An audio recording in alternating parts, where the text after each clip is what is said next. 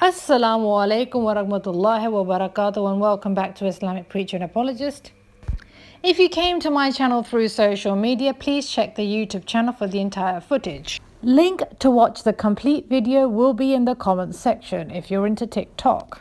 یہ ویڈیو اردو میں موجود ہے. اگر آپ کو یہ اردو میں دیکھنی ہے یہ ویڈیو تو پلیز ڈسکرپشن باکس میں جو ٹائم سٹیمپس ہے اس پہ چیک کرنا نہ بھولیے گا. To the non-Muslims that are watching, good morning, good evening, good afternoon. I'd like to welcome you all from whichever time zone you are. Now Bismillah, let's begin.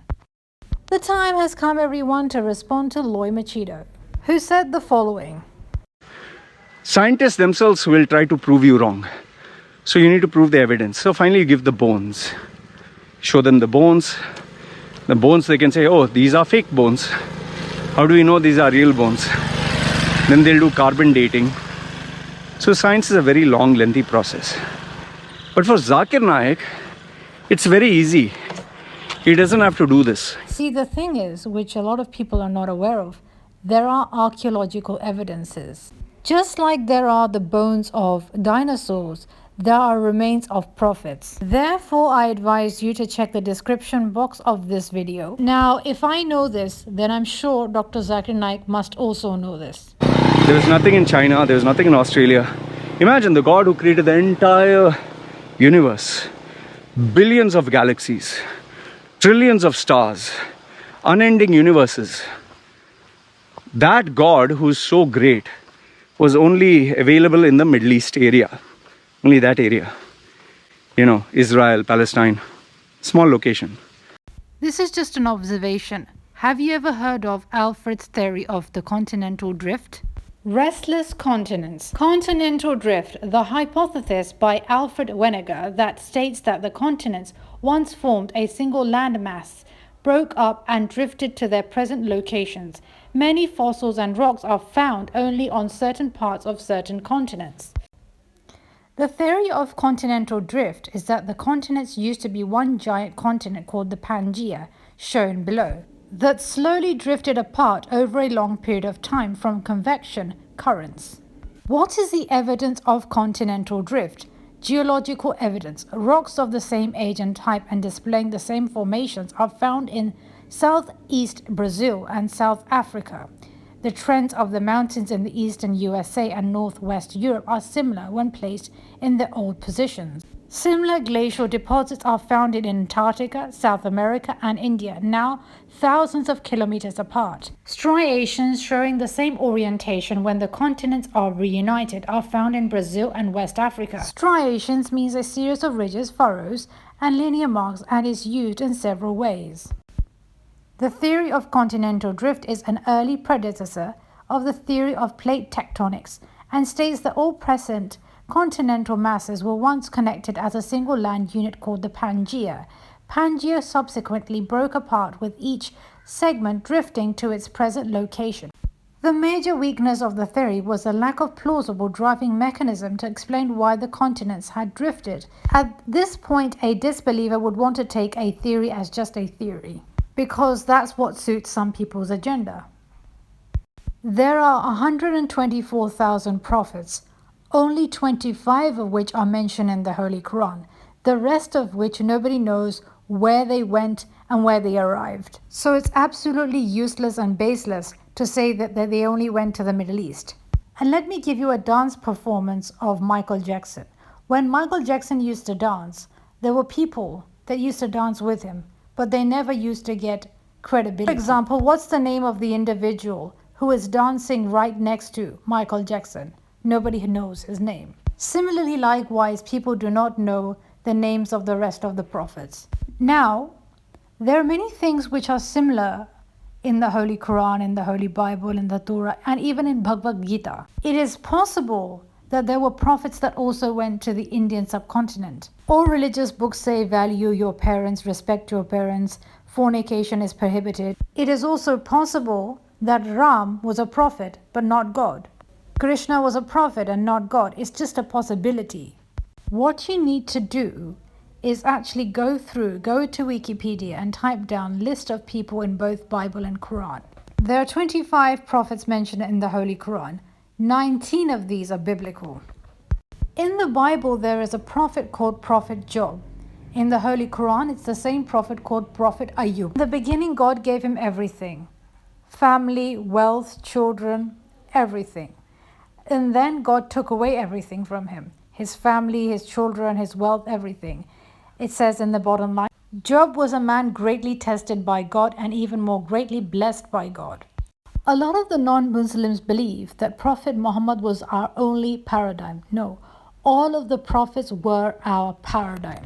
When God tests you with illness, then Prophet Job, meaning Prophet Ayub, is our paradigm.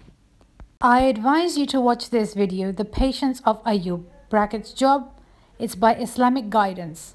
And I will also recommend you the Bible movie, The Prophet Job, full movie, Job Prophet.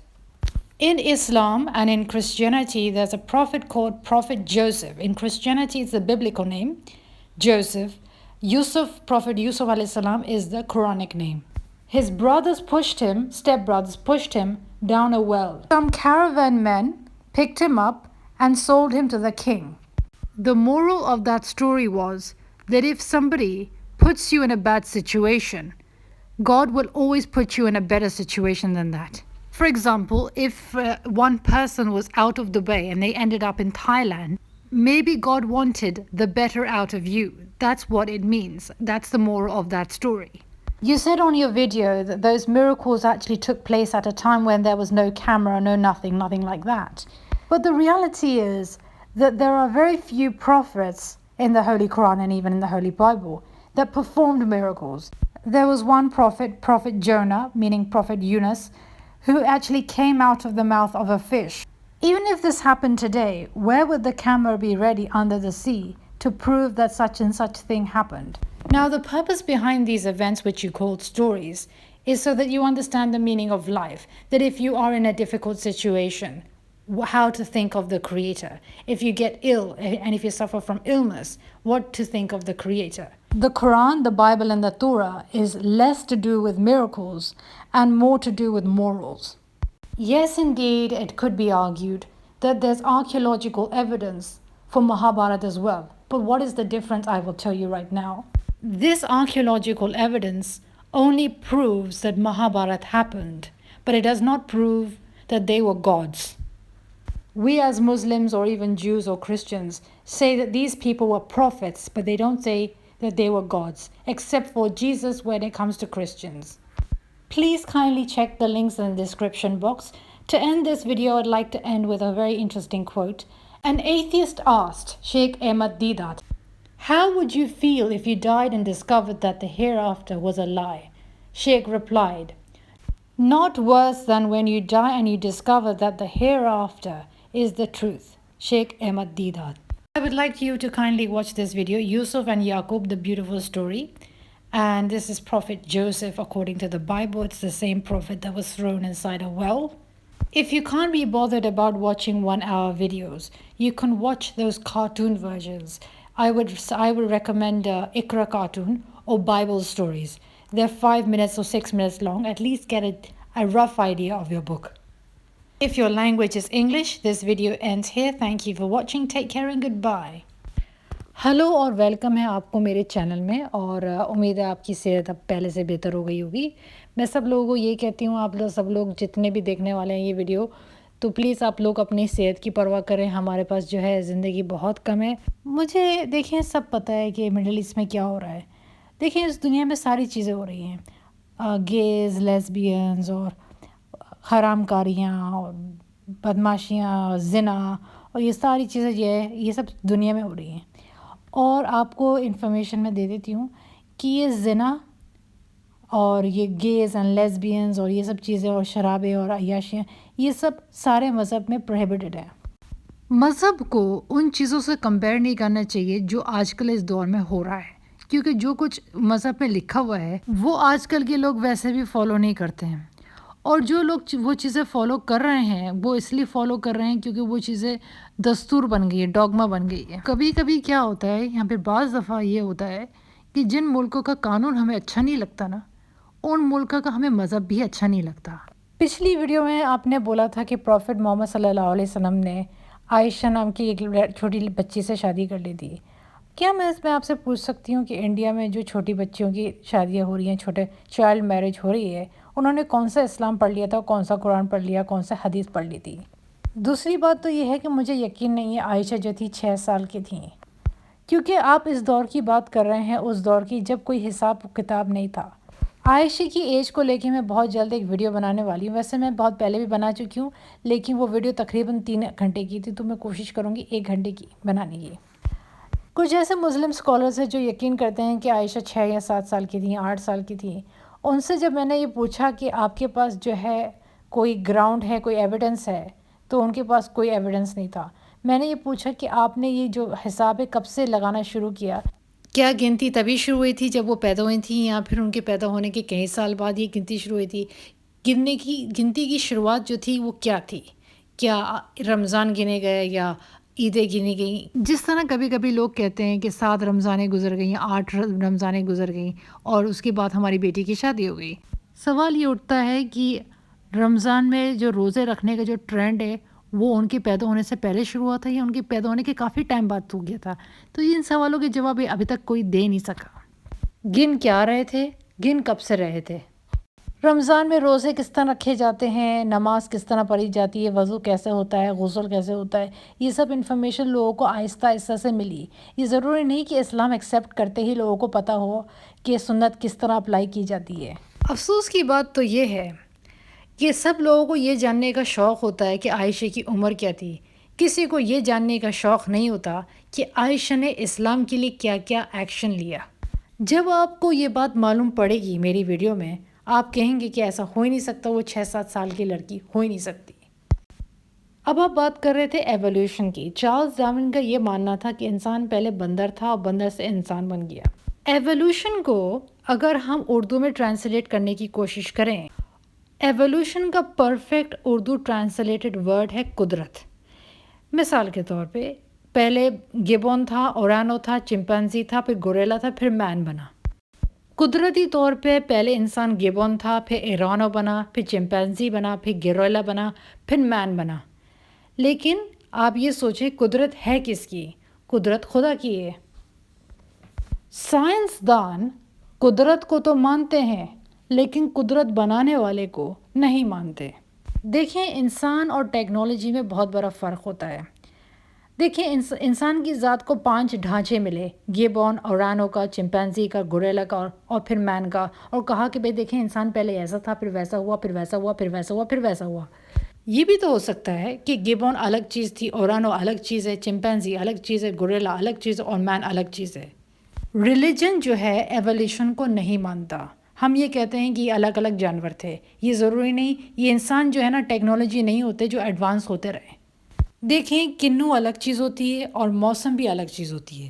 خدا کی قدرت آئی phone کی طرح نہیں ہے کہ آئی phone 10 آیا پھر ایک دم سے 12 آ گیا and so on and so forth. جب ایک انسان ایک سائنسدان بن جاتا ہے یا پھر ایک انسان سائنسدانوں کو ماننے لگتا ہے، وہ اپنی ذہنیت کو خدا کی ذہنیت سے میچ کرنے لگتا ہے۔ ان کی سوچ کچھ اس طریقے سے ہوتی ہے کہ جس طرح انسان کی ذہنیت ایڈوانس ہوتی رہتی ہے، اسی طرح ان چیزیں بھی ایڈوانس ہوتی چلی گئیں۔ مذہبی لوگوں کی ذہنیت کچھ اس طریقے سے ہوتی ہے کہ وہ کنوں کو الگ فروٹ سمجھتے ہیں اور موسمی کو الگ فروٹ سمجھتے ہیں۔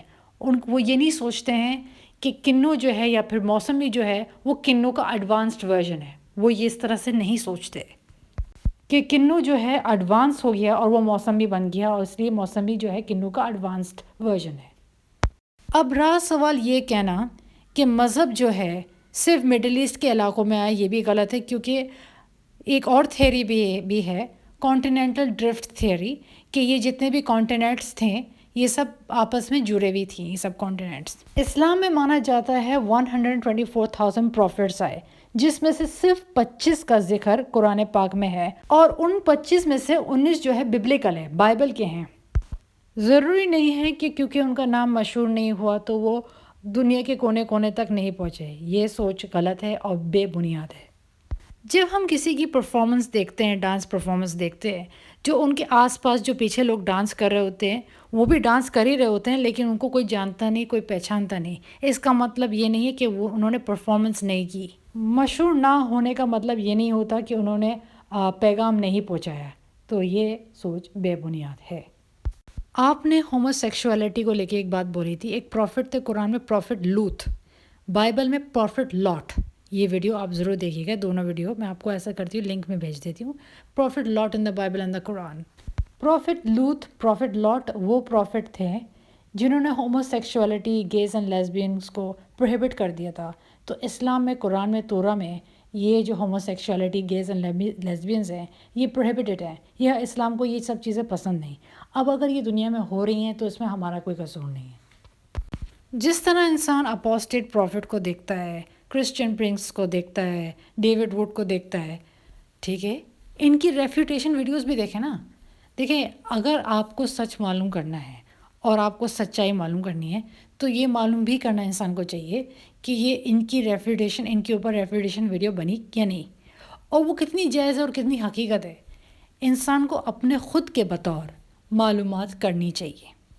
میرا یہ فرض تھا، میں یہ ویڈیو اس لیے بنا رہی ہوں کیونکہ میرا فرض ہے کہ ایک گمراہ کو راہ دکھانا. میں اس سے پہلے کسی سے نفرت کرنے کا ڈیسیژن نہیں بنا سکتی. میں ان لوگوں سے نفرت کرتی ہوں جن کو سب کچھ معلوم ہے، اس کے باوجود بھی وہ غلط افواہیں پھیلا رہے ہیں. ابھی تو میں یہ سوچ رہی ہوں کہ آپ کو انفارمیشن نہیں ہے، آپ کو معلومات نہیں ہے. یہ پروفٹ انہوں نے اسلام میں کیا لکھا ہے، کیا نہیں لکھا، قرآن میں کیا لکھا ہے، بائبل میں کیا لکھا ہے. ابھی تو میں یہ سوچ رہی ہوں. اب اگر اس کے بعد اگر رائے بنتی ہے تو پھر میں یہ سوچوں گی یہ ہم نے رائے دی، ایڈوائس دی، ہدایت دی، اس کے باوجود بھی پھر ہم یہ سوچیں گے انسان کے دل میں اور میل ہے. پرابلم انسان کے دل میں ہے، انسان کی ذہنیت میں ہے. اسلامک کرٹک چینلز کوئی اسٹیشن نہیں ہوتا اسلام کے بارے میں معلومات کرنا. اگر میں یہ سوچوں کہ بھئی مجھے ہندوازم کے بارے میں معلومات کرنی ہے ایک ہندوازم کی کرٹک سے، تو یہ سوچو یہ جائز بات ہے یا ناجائز بات ہے. میرا یہ ماننا ہے جس کو واقعی میں حقیقت جاننی ہوگی وہ یہ اسٹیشن چوز کرے گا ہی نہیں. ان لوگوں کی باتیں اس لیے اچھی لگنے لگتی ہیں کیونکہ جو ہمارے اوپر گزری ہوتی ہے وہ ان کی باتوں سے میچ کرنے لگتی ہے. چیری پک کرنے کا کام تو اسلامک کرٹکس کا بھی ہوتا ہے. وہ بھی چیری پک کر کے وہی اپنے طرح سے بیان کر رہے ہوتے ہیں. بہتر یہ ہوگا نہ اسلام کی تعریف کرنے والی کی بات سنو، نہ اسلام کی برائی کرنے والی کی بات سنو. بائبل اور قرآن خود اسٹڈی کرو. اگر آپ کو اسکالرز کی بیانی نہیں سننی، کوئی بات نہیں، مسئلہ نہیں ہے. انڈیویجولس پروفٹس کی سٹوریز ہوتی ہیں وہ بھی بہتر ہوتی ہیں. اگر آپ کو ایسا لگے تو یہ Lot in Bible, Genesis 13, 14, 19. Prophet Ibrahim meaning Abraham, prophet Yusuf, prophet Joseph, prophet Moses, prophet Musa, on and on and on. اس کے بعد آپ ملوں کی بات سن سکتے ہو. یہ ساری معلومات کرنے کے بعد ان ملوں کی، مولانوں کی باتیں سنو، مولویوں کی تب سنو، بعد میں بیانی بعد میں سنو، پہلے کہانی سنو. صحیح، پہلے کہانی پھر بیانی، چاہے کرسچن پرنس کی، ڈاکٹر شبیر علی کی، چاہے جس کی بھی، پہلے کہانی پھر بیانی. ہدایت تو میں نے دے دی ہے. اب اگر آپ گمراہ ہوں گے تو آپ اپنی مرضی سے ہوں گے. امپورٹنٹ لنکس ڈسکرپشن باکس میں موجود ہیں، پلیز ضرور دیکھیے گا. اگر آپ یہ ویڈیو اردو میں دیکھیں پلیز انگلش ورژن بھی دیکھ لیجیے گا اسی ویڈیو کا، کیونکہ کچھ ڈیٹیلز اس میں موجود ہیں اور اس میں نہیں. ایک ایتھیسٹ نے شیخ احمد دیدت سے ایک سوال پوچھا، آپ کو کیسا لگے گا کہ اگر آپ مرنے کے بعد آپ کو پتہ چلا کہ آخرت جو ہے جھوٹی تھی؟ تو شیخ نے جواب دیا، میں اس سے زیادہ بدتر نہیں سمجھوں گا جب کہ ایک کافر مرا اور اس کو پتہ چل جائے کہ یہ جو سب کچھ سچ تھا. مجھے اتنا برا نہیں لگے گا جتنا اس کو برا لگے گا جس کے اندر بھروسہ نہیں تھا اور اس کو یہ پتہ چل جائے کہ یہ سب کچھ سچ تھا. ایک اور بیکار کی، فضول کی افواہ پھیلائی ہے کرسچن پرنس نے، ڈیوڈ ووڈ نے اور ان لوگوں نے، کہ ذاکر نائک نے ایک کنڈیشن رکھی ہے کہ 10,000 لوگ لاؤ تو پھر میں ڈیبیٹ کروں گا. میں نے کرسچن پرنس کو تقریباً 2 سال پہلے پبلکلی چیتاونی دی کہ تم ایسا کرو، عام عوام بن کے اس کی آڈینس میں چلے جاؤ.